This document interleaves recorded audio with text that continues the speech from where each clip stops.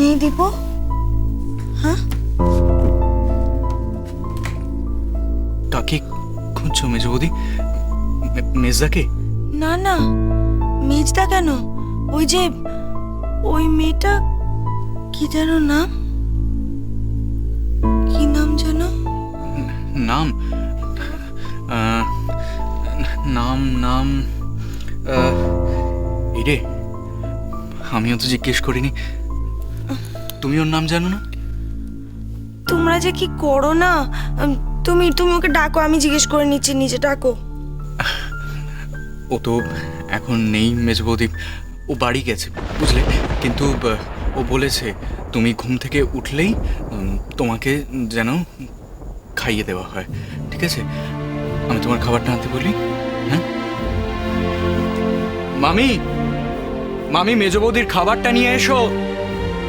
বাড়ি গেছে মানে? ওকে ওকে বাড়ি কেন যেতে দিয়েছো দীপু? ও ও পরীর গল্প জানে, ও পরীকে চেনে। জানো, ও আমাকে কি সুন্দর পরীর গল্প বলেছিল। হ্যাঁ জানো দীপু, কাল আমি পরীর স্বপ্ন দেখেছি। কি স্বপ্ন দেখেছি বলো তো? পরী পরী আমার মাথায় হাত বুলিয়ে দিচ্ছে আর আমি ঘুমোচ্ছি।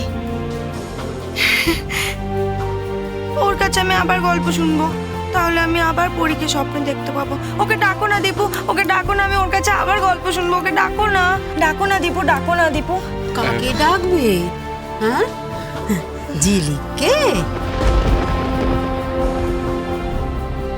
না না না না মামি, ঝিলিক?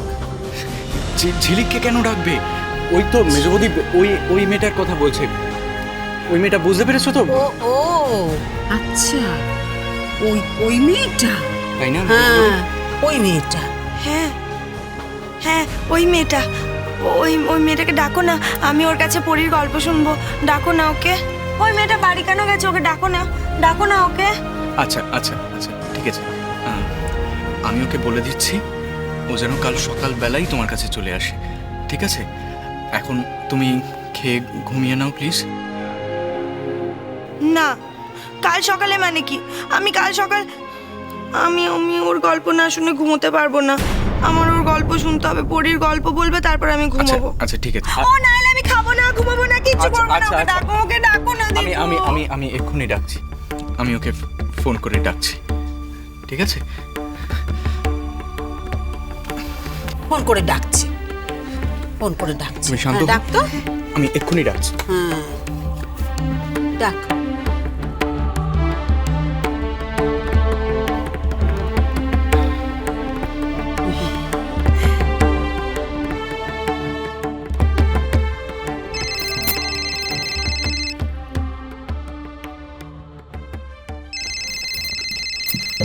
এত রাতে কি? দীপু কাকা, দীপু কাকা এত রাতে ফোন করছে কেন? মার কিছু হয়নি তো?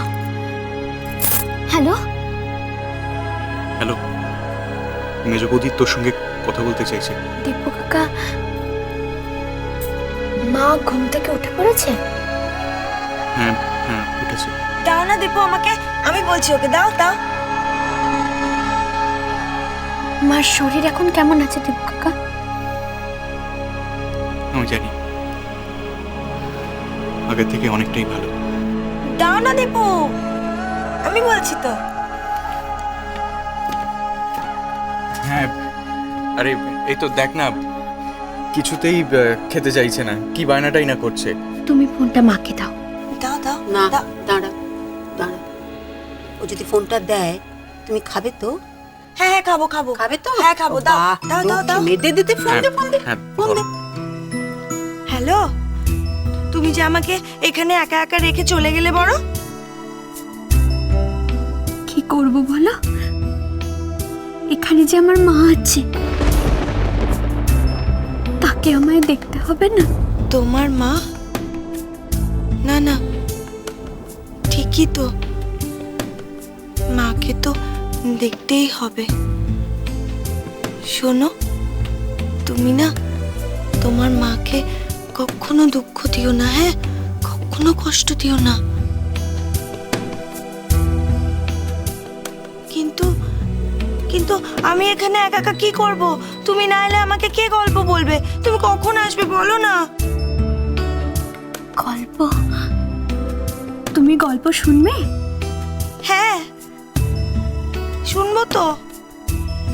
শুধু গল্প শুনলে তো হবে না, তোমাকে খেয়ে নিতে হবে।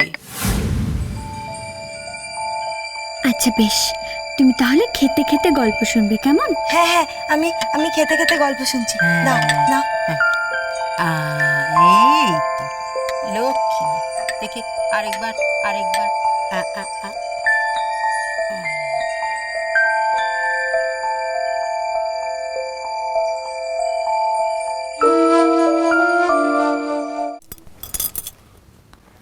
ভাবতে হবে,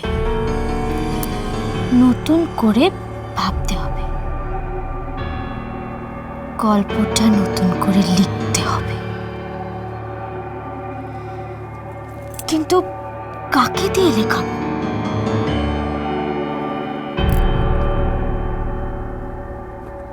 বাবলি কেমন মেয়ে আমি জানি না, আমার সময়টা সত্যিই খারাপ যাচ্ছে, ভেবে চিনতে পা ফেলতে হবে। আগে বাবলির সঙ্গে যোগাযোগটা তো করি, তারপরে। কিন্তু ফোন নাম্বার, বাবলির ফোন নাম্বার পাবো আমি কোথা থেকে? ম্যাডামের ঘরে?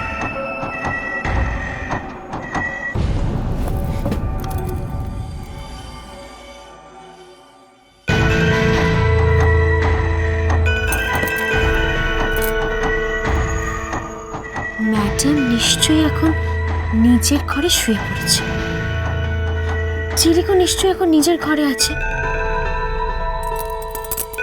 দেখি তো।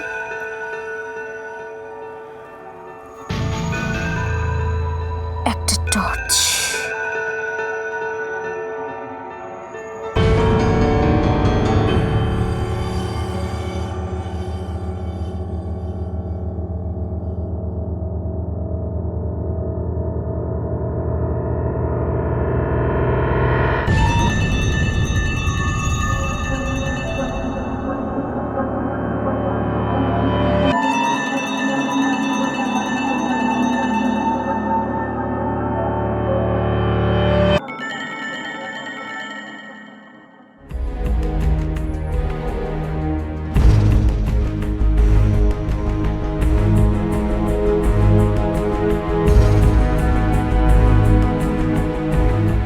আমি আর প্রমাণ করার চেষ্টা করব না যে আসলে আমি মিসেস আদিত্য রায়চৌধুরী। এবার আমি প্রমাণ করব যে তুই নকল, তুই ঠকবাজ।